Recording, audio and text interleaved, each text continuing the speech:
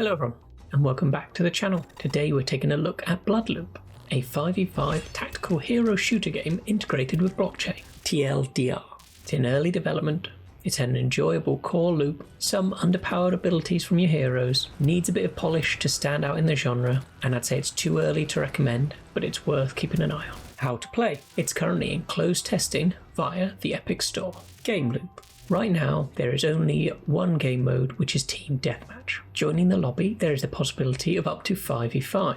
I played games of 5v5 and 3v3. Before the game starts, you select your hero. Currently, there are only 3 to choose from. Each hero has a primary weapon and 3 abilities. The weapons range from dual SMGs to a bow and arrow. For the abilities, they go from a beam that can stun enemies to echolocation to a teleport for backstab kills. As the game starts, you're loaded onto the map. The map is essentially 3 corridors on 2 levels. Each team spawns at their respective end. Your aim is to kill the most people in the time limit. The score is shown at the top. There is also a scoreboard that breaks down individual kills, deaths and damage. When you die, you spawn back at your team's end of the map. This loop repeats until the time ends. Game feel. My experience was improved outside of the gameplay by being in closed testing with a bunch of content creator friends, so I'll try and remove this from the section as I'd have fun playing almost anything with them. The graphics and animations were smooth. Gunplay felt good. Some of the movement felt a little wonky, and there were spots I'd like to have been able to jump over, but I kept hitting into invisible walls. I liked that it shows kills, deaths and damage, because it was easy to spot who was kill securing. Some of the abilities were enjoyable and added to the strategy, whilst others were disappointing and I just ignored them. Only having a single weapon felt pretty limiting. The map was a little flat.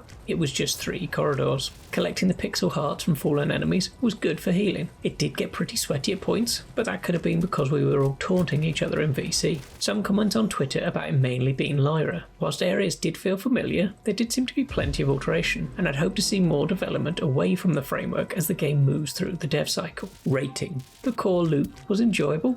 Some hero abilities felt pointless, others were very fun and strategic. Some areas of the map weren't accessible. Gunplay and certain abilities was enjoyable. It's too early to recommend and will need some work to stand out in the genre, but it's probably worth keeping an eye on. Web3 integration. The game is going to be on the Avalanche chain. Well, I hope you found that review enjoyable today. Make sure to like and subscribe to get new Web3 game reviews, and remember to play games that you enjoy.